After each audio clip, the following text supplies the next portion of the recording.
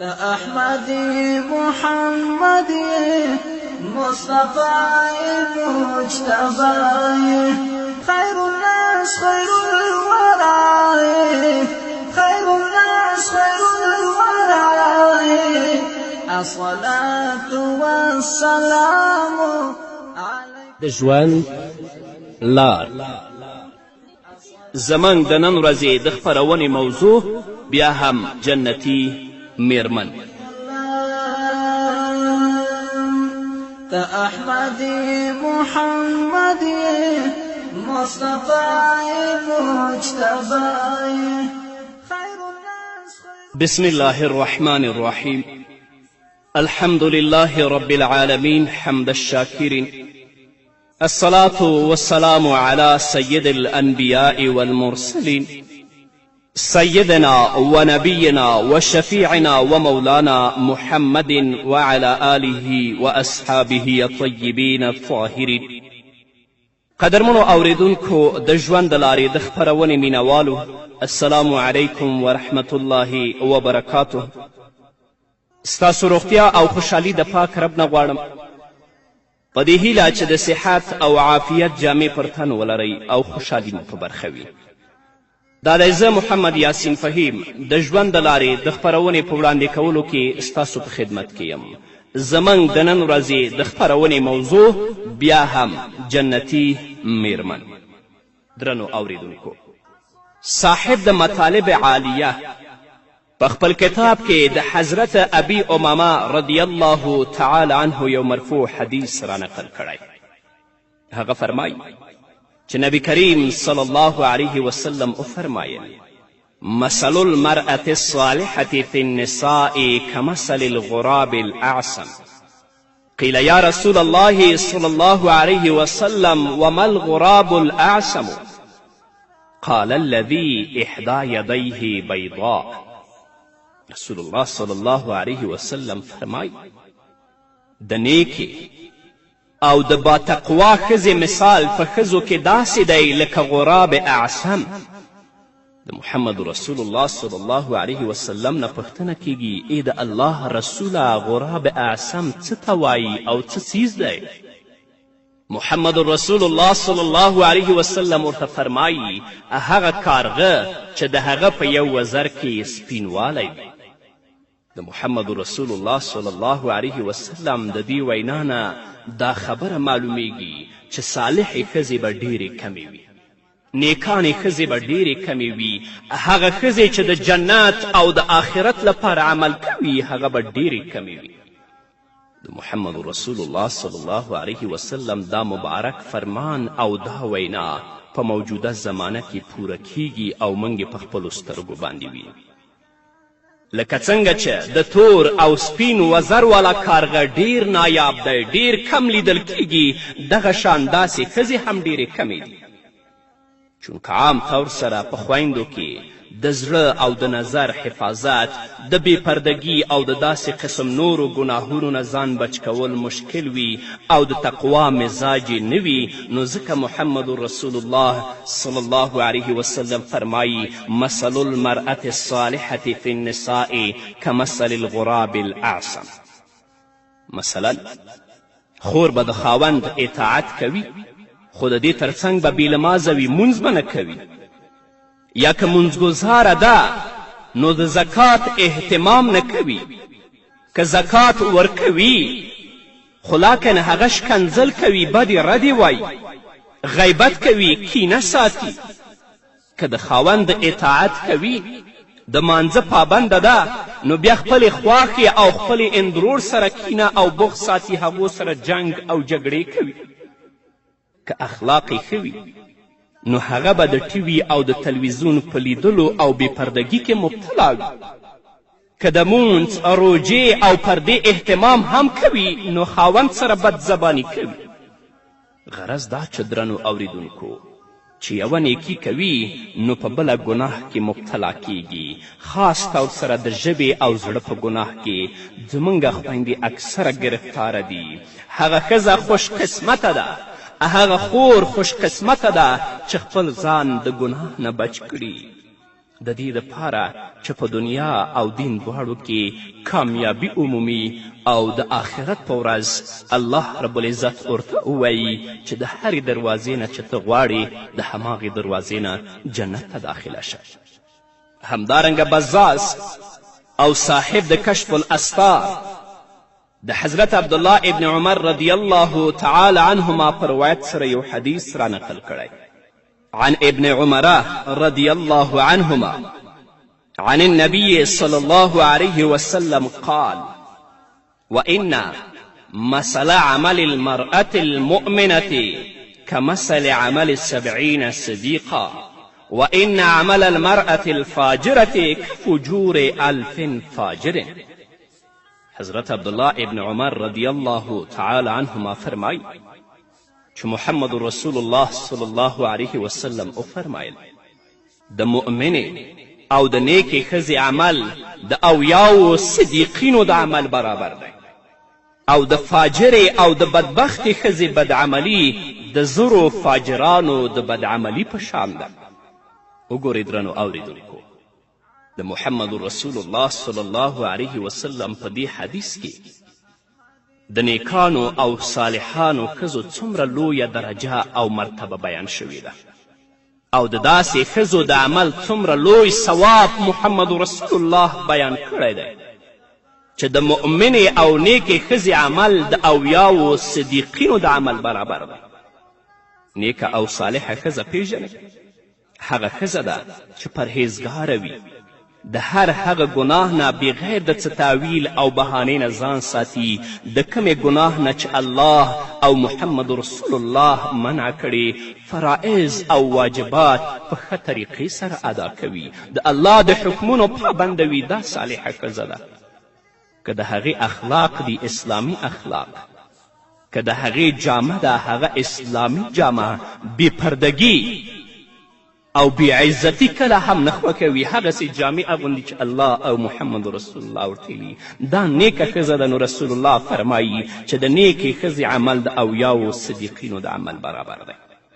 خو هغه ښځه چې هغه د الله د حکمونو پابنده نه وي، نه د مانځه پابنده وي، نه د روژې پابنده وي، نه غیبت پرېږدي، شکنځل نه پرېږدي، لعنت نه پرېږدي، د خاوند اطاعت نه کوي، جامه یې هم اسلامي جامه نه ده، نو رسول الله فرمایي وان عمل المرأة الفاجرة کفجور 1000 فاجر.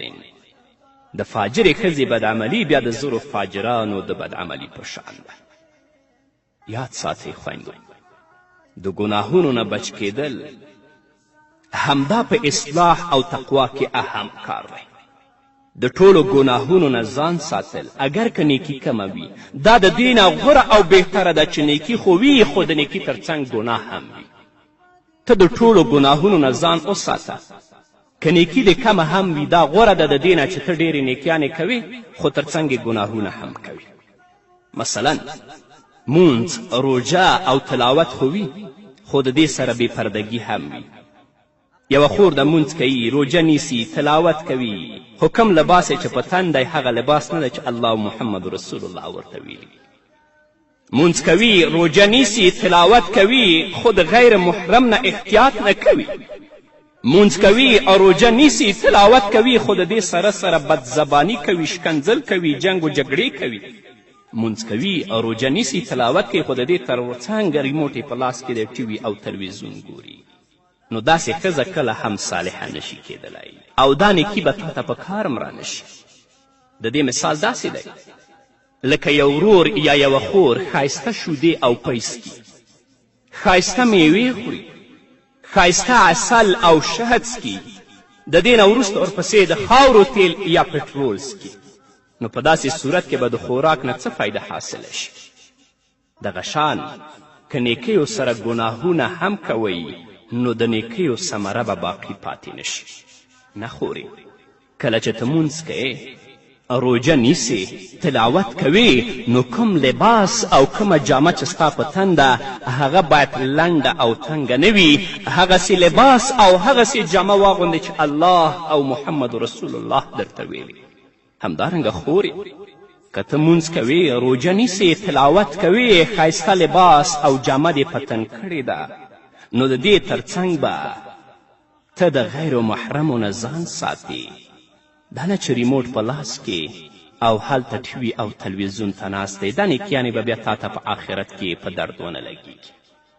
نو زما خویندو او میندو، نن د ګناهونو نه توبه وکړئ. که ستاسو په کور کې ټي او تلویزیون وي، هغه مار وګڼئ، د کور نه بهر وغورځوئ، د جنت مزې به بیا مومئ، او د آخرت په ورځ به رب العزت تاسو ته ووایي چې د کومې دروازې نه تاسو غواړئ جنت ته داخلي شئ. که نن ورځ تاسو د دنیا ژوند وګڼئ، هغه فاسد لباس تاسو په تن دی چې د الله د قهر او د غضب سبب ګرځي. هغه اعمال او هغه کړنې کوئ چې الله او د الله رسول پې خفه کیږي. دنیا کې به خوشحالی، خو په آخرت کې به ستاسې مسیر او لاره بیا جنت نه وي، هلته به مو الله بیا جهنم ته لیږي. الله دې زموږ خویندو او میندو ته هدایت وکړي. همدارنګه طبراني د حضرت ام سلمې رضی الله تعالی عنها په روایت سره د محمد رسول الله یو حدیث را نقل کړی. عن ام سلمة رضی الله عنها قلت یا رسول الله انساء الدنيا افضل ام الحور العين؟ قال نساء الدنيا افضل من الحور العين كفضل الزهارة على البطانة. قلت يا رسول الله وبماذا؟ قال لصلاتهن وصيامهن وعبادتهن الله عز وجل. حضرت ام سلمه رضی الله تعالی عنها فرمای چې ما د محمد رسول الله صلی الله علیه وسلم نه پوښتنه وکړه، ای د الله رسوله، د دنیا ښځې غوره او بهتره دي که حورې، هغه حورې چې په جنت کې؟ نو محمد رسول الله صلی الله علیه وسلم ما ته په ځواب کې وفرمایل د دنیا ښځې د حورو نه غورې او افضله دي، لکه څنګه چې مخ د استر نه غوره او ښایسته دی. تاسو سره یوه ټوټه ده، هغه مخ هم لري استر هم لري، نو مخ ښایسته دی که استر؟ یا هغه ټوټه چې د جامو لاندې اغوستل کیږي هغه ښایسته ده، یا هغه جامه چې برسیره ښایسته اغوستل کیږي؟ کله چې رسول الله صلی الله علیه وسلم دا خبره کوي، ام سلمه ورته فرمایي داسې به ولې وي؟ رسول الله په ځواب کې ورته فرمایي د خپل مونځ، روژې او د الله رب العزت د عبادت په وجه. مطلب دا دی درنو اوریدونکو چې د دنیا نیکانې او صالحانې ذاکرې ښاغلې منځګزاره ښځې د جنت د حورو نه افضله او غورې دي.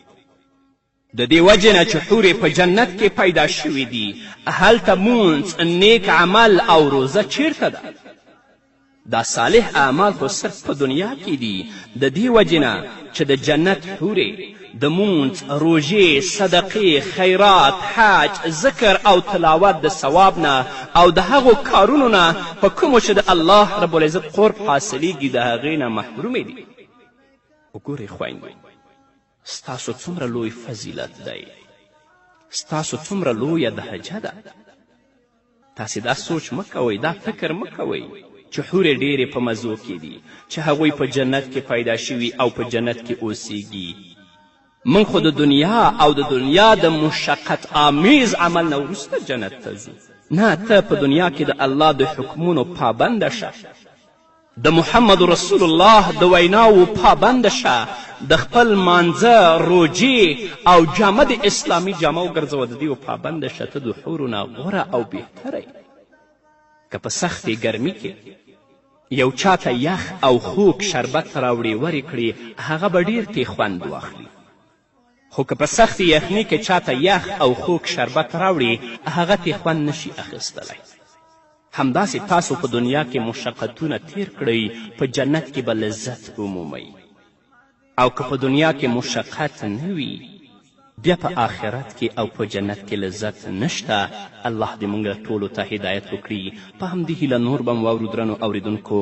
خود یوې دمې نه خیر الناس خیر الورى، خیر الناس خیر الورى، الصلاة والسلام عليك نبي الله، أحمدي محمدي مصطفى مجتبى، خير الناس خير الورى خير الناس خير الورى الصلاة والسلام عليك نبي الله الصلاة والسلام عليك نبي الله أحمدي محمدي مصطفى مجتبى خير الناس درنو اوریدونکو بیا هم زموږ سلامونه ومنئ. صاحب د مجمع الزوائد د حضرت ابي هريره رضی الله تعالی عنه په روایت سره یو حدیث را نقل کړی. عن ابي هريره رضي الله عنه عن رسول الله صلى الله عليه وسلم أيما امرأة اتقت ربها وحفظت فرجها وأطاعت زوجها فتح لها 8 أبواب الجنة قيل لها ادخلي من حيث شئت. محمد رسول الله صلی الله علیه وسلم فرمایي کومه ښځه چې د الله پاک نه د ګناه په باره کې وویریږي، ګناه ونه کړي او د خپل عزت حفاظت وکړي، د خپل خاوند اطاعت او فرمانبرداري وکړي، د هغې دپاره به د جنت 8 واړه دروازې خلاصې وي او ورته به وویل شي چې په کومه دروازه دې خوښه وي د هماغې دروازې نه جنت ته داخله شي. د جنت به 8 دروازې وي. د خپل خصوصي اعمالو په وجه به خلک د جنت په دروازو داخلیږي. عام خلک به په یوه دروازه باندې د تلو مستحق وي، خو بعضې نارینه او بعضې ښځې به داسې وي چې هغوی ته به د جنت په 8 واړو دروازو کې په هر یوه دروازه د تلو اجازت وي او د هغوی د اعزاز او اکرام دپاره به د جنت 8 واړه دروازې خلاصې وي او هغوی ته به اختیار وي چې د جنت په کومه دروازه وغواړي هغوی د جنت ته داخل شي. دا به هغه ښځې وي چې په هغو کې دا 3 صفتونه موجود وي. لومړنی صفت تقواداره ژوند، یعنی هغه خور چې د تمامو ناجائزو او د هغو کارونو نه چې شریعت منع کړي د هغو نه ځان ساتلی وي. د آخرت په ورځ به الله رب العزت ورته ووایي چې د کومې دروازې نه دې زړه غواړي جنت ته داخله شي. مثلا خور د 5 منځونو پابندي کوي، په ځانګړې توګه د سهار مانځه، د خپلو زرو چې کله هغه نصاب ته رسېدلی وي زکات ادا کوي، چا سره جنگ او جګړه نه کوي، په چا باندې لعنت نه وایي، چا ته شکنځل نه کوي، د چا احسان نه هیروي، همدارنګې بې پردې د کوره نه وځي، فاسد لباس نه اغوندي، د پردو سړو نه پرده کوي، بې ضرورته له کوره نه وځي، په زیارتونو او په قبرونو باندې نه ګرځي، د لرې رشتهدارو نه پرده کوي، د غیبت نه ځان ساتي، نه په خپله ټیوي او تلویزیون ګوري او نه یې په کور کې پرېږدي، په سینما او ګډاګانو او ګاڼو کې نه شریکه کیږي، د محرم او ربیع الاول بدعتونه نه کوي. نو همداسې خور ته به د آخرت په ورځ الله رب العزت فرمایي چې د هرې دروازې نه دې زړه وي د هماغې دروازې نه جنت ته داخله شه. نو هغه خور چې د 5 منځونو پابندي نه کوي، د خپلو زرو زکات نه ادا کوي، جنگ او جګړې او لعنت و شکنځلو غیبت و تهمت نه پرېږدي، په زیارتونو او په هدیرو باندې ګرځي، دا اعمال نه پرېږدي، دا خور به چیرته جنت ته داخله شي او چیرته به د الله رب العزت له طرفه ورته ویلی شي چې د کومې دروازې نه دې خوښه وي جنت ته لاړه شه. غرض دا چې درنو اوریدونکو هر هغه خور چې د هرې کبیره ګناه نه ځان ساتي او که ګناه ترېنه وشي فورا توبه وباسي، همداسې خور ته به د آخرت په ورځ الله رب العزت د جنت 8 واړه دروازې خلاصې پرېږدي او د کومې دروازې نه چې زړه غواړي هغه به جنت ته داخلیږي.